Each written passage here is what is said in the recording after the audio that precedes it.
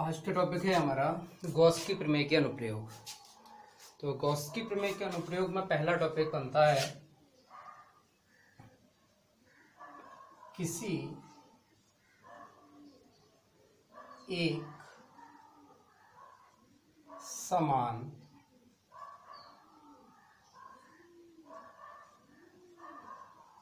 रूप से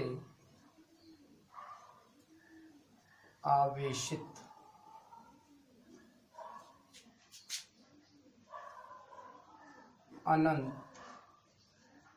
अनंत लंबाई के चालक तार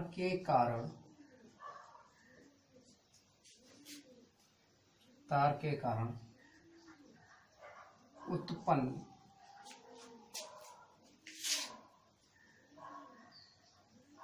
वैद्युत क्षेत्र। तो आज का टॉपिक है हमारा किसी एक समान रूप से आवेशित अनंत लंबाई के चालक तार के कारण उत्पन्न वैद्युत क्षेत्र की तीव्रता। तो देखते हैं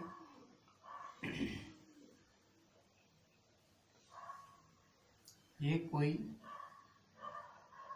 अनंत लंबाई का चालक तार लिया गया है, जैसा कि देख रहे हैं बोर्ड पर। ये बोर्ड पर ऐसे ही नीचे की ओर और ऐसे ही ऊपर की ओर, पता नहीं कितना है। जो बोर्ड का हिस्सा है वो हमने यहाँ ले रखा है। तो ये क्या करता है, जैसे हम इसको प्लस क्यू आवेश देंगे तो वो चार्ज इस पर एक समान रूप से फैल जाएगा। ये कंटिन्यू है तार इस प्रकार से, ऐसे ये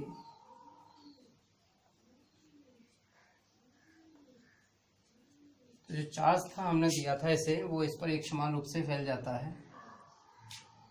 तो क्या करता है, ये अपने चारों ओर एक समान वैद्युत क्षेत्र उत्पन्न करता है।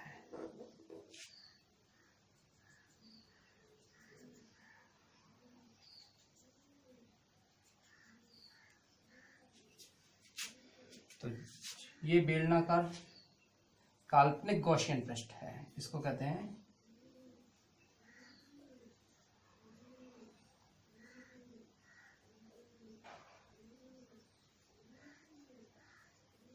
काल्पनिक गॉसियन पृष्ठ। तो इसकी जो लंबाई है वो हमने ले ली L। तब ये क्या करता है कि यहाँ पर कोई बिंदु P अल्पखंड है, इस पर उत्पन्न वैद्युत क्षेत्र की तीव्रता E, और इस एरिया का एरिया वेक्टर dA वेक्टर होगा। इसी प्रकार से ये स्थिति यहां भी बनेगी। तो E की डायरेक्शन ये और dA की डायरेक्शन ये, क्योंकि A की जो dA की जो डायरेक्शन होगी वो जो सरफेस होगा उसके परपेंडिकुलर होती है। वैसे जैसे यहाँ पर भी वैद्युत क्षेत्र की तीव्रता E की जो डायरेक्शन है वो है हमारी E सीधे पृष्ठ के लंबवत, और उसी तरीके से dA की क्षेत्रफल की जो डायरेक्शन होगी वो भी पृष्ठ के लंबवत। तो यहाँ पर ये बिंदु P है, इसको हम P डैश कह देते हैं। तो मैं इसकी एक बार थ्योरी आपको बोल दे रहा हूँ, ध्यान से सुन लीजिए, और उसे वीडियो को रोक करके आप उसे नोट भी कर सकते हैं। तो यहाँ से यहाँ की जो रेडियस होगी उसको हमने R नाम दिया है। तो ये आपको बेलनाकार काल्पनिक गॉसियन पृष्ठ दिखाई दे रहा है। मैं बोलता हूँ लैंग्वेज इसकी, ध्यान से सुनिए। प्रस्तुत चित्र में अनंत लंबाई का एक समान रूप से आवेशित चालक तार दिखाया गया है, जिसे प्लस क्यू आवेश दिया गया है, जो इसकी सतह पर एक समान रूप से फैल जाता है। तब जब ये अनंत लंबाई का चालक तार है तो ये जो एरिया बोर्ड पर लिया गया है, जितना लंबा तार बोर्ड पर लिया गया है उसकी लंबाई को हमने एल लिया है। तो इसके लिए लिखते हैं तब डेल्टा एल, तो ये है हमारा टॉपिक, तब स्मॉल एल लंबाई के चालक तार के कारण, स्मॉल एल लंबाई के चालक तार के कारण बिंदु P पर उत्पन्न वैद्युत क्षेत्र की तीव्रता के लिए हमें सूत्र की स्थापना करनी है। ठीक, नेक्स्ट, तब हमारा टॉपिक स्टार्ट करते हैं। चालक तार के कारण बिंदु P पर उत्पन्न वैद्युत फ्लक्स, और वैद्युत फ्लक्स होती है आपकी फाई। वैद्युत फ्लक्स क्या होता है आपका फाई ई। ये अल्पखंड डी ए है तो इसलिए D phi E is equal to, तो D phi E is equal to कितना, E vector dot D A vector. E vector dot D A vector से निकल के क्या आता है कि जब ये दोनों वेक्टर क्वांटिटी है तो वेक्टर क्वांटिटी के बीच में ई और डी ए के बीच में एंगल, तो यहाँ पर ई और डी ए के बीच में angle theta is equal to कितना होगा, दोनों की सेम डायरेक्शन है तो थीटा का मान कितना हो जाएगा 0। तो ई इंटू डी ए, और यहाँ पे वैल्यू आती थी आपकी कॉस थीटा, कॉस थीटा का मान कितना है 0। तो E into D A D phi E का मान। तो इसी प्रकार से अगर हम यहाँ बातें करें तो ये अल्पखंड बार बार ऐसे करके आगे की ओर और भी बढ़ते जाएंगे। तो ऐसे ही उसी तरीके से ठीक इस ओर, तो जैसे डी ए बनेगा, तो मैं संपूर्ण के लिए बातें करूं तब संपूर्ण गॉसियन पृष्ठ के लिए phi E is equal to,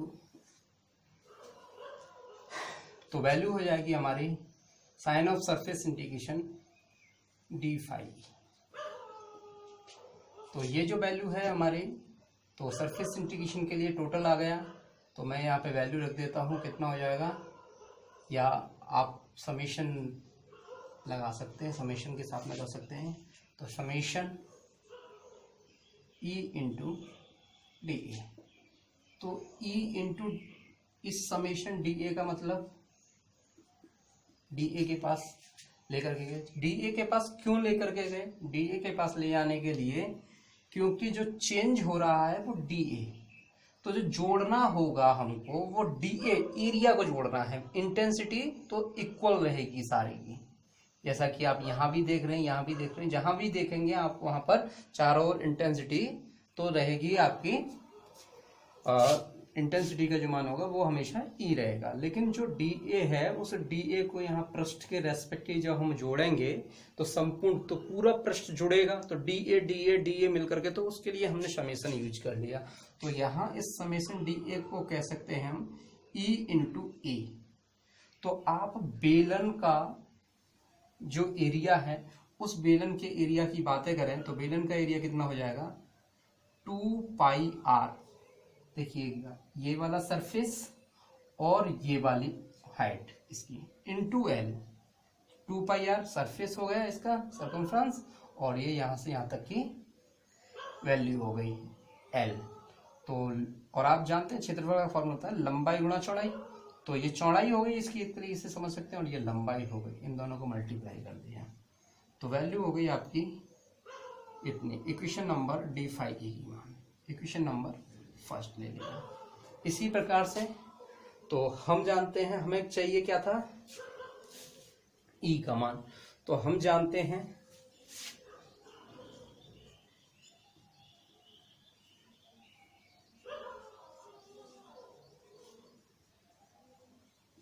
Gauss की